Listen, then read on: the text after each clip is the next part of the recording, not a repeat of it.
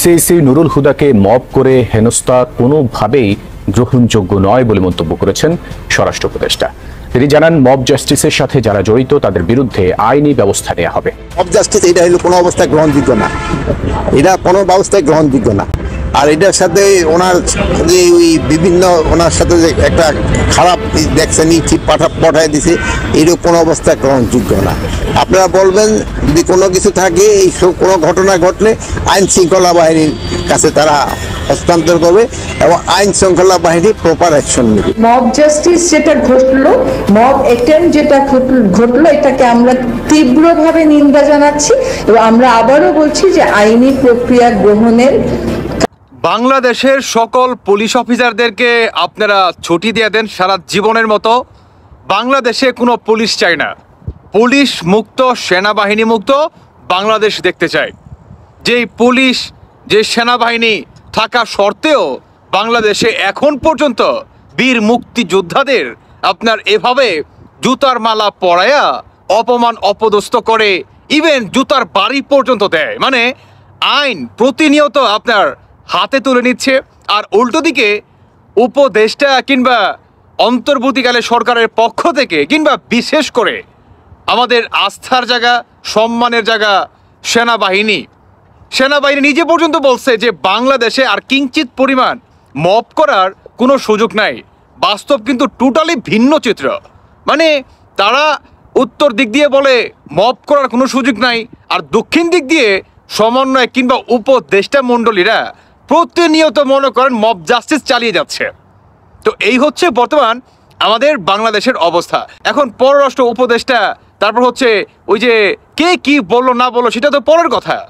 আগের কথা হচ্ছে এই আপনার মুক্তিযোদ্ধা, বীর মুক্তিযোদ্ধা নুরুল হুদাকে, ওনাকে যে জুতার মালা পরিয়ে বাসায় থেকে টেনে হেঁচে আপনার জুতার বাড়ি গালের ভিতরে দিয়ে দিয়ে ওনাকে বের করলো। তারপরে একটা পর্যায়ে আপনার চর থাপ্পড় দেয়, তাই না, ছবি টবি তুলে ভাইরাল টাইরাল করে, জুতার মালা পরায়, তারপরে সেনা দিন শেষে থানায় মনে করে নিয়ে যায়। তার আগে কি গেছে? তাহলে পুলিশের কাজটা কি, সেনাবাহিনীর কাজটা কি? এখন ওনারা বলতেছে যে মব করার কোনো সুযোগ নাই, যে বা যারা করতেছে তাদেরকে আমরা আইনের আওতায় 24 ঘন্টার ভিতরে আনবো। তো এগুলো কারা করতেছে? এগুলো কারা করতেছে? এরাই তো সমন্বয়ক নাকি?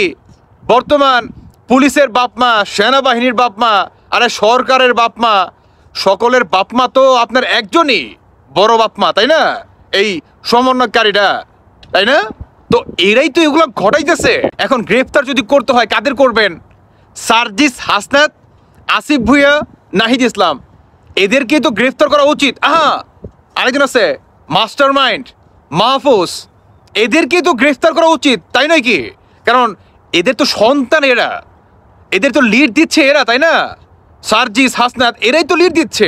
আরে ভাই, এরা যদি লিড নাই দেয় তাহলে তো সাহস পায় কোথায় বলেন তো?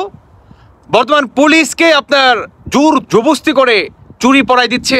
আর পুলিশ যদি বাই এনি চান্স তারা লিগ্যাল অ্যাকশন নিতে যায়, তাহলে পুলিশকে কি শুনতে হয়? যে আওয়ামী লীগের দালাল, বিএনপির দালাল, বিশেষ করে বিএনপির দালাল তো এখন শুনতে হয় না, আওয়ামী লীগের দালাল আপনার শুনতে হয়, শেখ হাসিনারই দালাল মনে করেন শুনতে হয়, এইগুলা মনে করেন ট্যাক্স শুনতে হয়। তো পুলিশ কিভাবে তার মনে করেন দায়িত্ব পালন করবে বলেন? কিভাবে দায়িত্ব পালন করতে দিচ্ছে? আর উল্টো দিকে পররাষ্ট্র উপদেষ্টা থেকে তারা প্রতিনিয়ত বলতেছে নুরুল হুদাকে যে বা যারা এই মব জাস্টিস চালাইছে, জুতার মালা পড়াইছে, জুতার বাড়ি দিছে, এদেরকে আমরা 24 ঘন্টার ভিতরে আইনের আওতায় আনবো। তো এখন পর্যন্ত আছে 24 ঘন্টা কি হয় নাই? হয়েছে কিনা? আমরা আইনের আওতায় কে কারে আনবেন না আনবেন সেটা আমরা জানি না।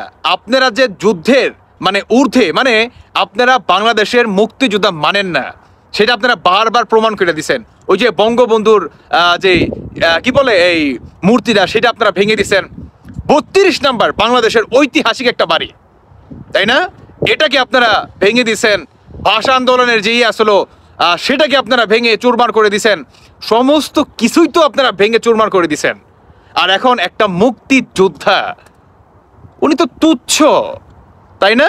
উনি খুবই তুচ্ছ। তো এগুলা হচ্ছে বর্তমান বাংলাদেশের জনগণকে দেখাচ্ছে, আমি মনে করি ব্যক্তিগতভাবে।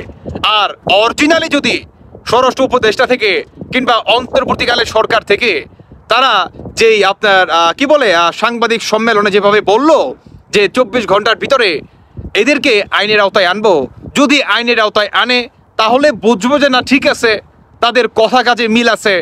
আর যদি না আনে তাহলে আপনারা মাথায় রাখবেন যে এটা শুধুমাত্র এনসিপি যাতে বাংলাদেশের জনগণের কাছে মানে আগামী নির্বাচনকে কেন্দ্র করে যাতে জনগণের কাছে ইমেজ নষ্ট না হয়, এটা হচ্ছে দেখানো, এছাড়া আর কিচ্ছু না। বুঝতে পারছেন? এটা হচ্ছে মানুষকে দেখানো সুবিধার্থে। বাস্তবতায় যদি তারা আপনার স্বয়ং সম্পূর্ণ নাই করে তাহলে এটা তো এইভাবে আমরা ধরে নিব, তাই নয় কি, যাতে এনসিপির ভোট নষ্ট না হয়। সর্বশেষ দর্শক বন্ধুরা, আমি আপনাদের উদ্দেশ্যে একটা কথাই বলবো, এরা পাকিস্তানি দালাল, এরা বঙ্গবন্ধু, এরা 32 নম্বর বাড়ি, এরা আপনার মুক্তিযোদ্ধা, এগুলাকে এরা বিশ্বাস করে না। কেমন এরা সবার ঊর্ধ্বে, কেমন এরা দেখেন নাই 5 আগস্ট যে ঘটাইছে, এটাকে এরা মুক্তিযোদ্ধার থেকেও বড় স্থানে এরা নিয়ে গেছে। তো এরা দেশে আর কি কি করতে পারে সেটা তো আর আপনার বলার অপেক্ষা রাখে না। যাই হোক, সামনের নির্বাচনে আপনারা মানে কারে ভোট দিবেন বা না দিবেন সেটা আপনাদের ডিসাইড করতে হবে যে বাংলাদেশের আগামী সরকার কে বা কারা হবে। দর্শক বন্ধুরা, বাকিটা আপনাদের ব্যক্তিগত মতামত অবশ্যই জানিয়ে যাবেন। ধন্যবাদ সবাইকে। আল্লাহ হাফেজ, আসসালামু আলাইকুম।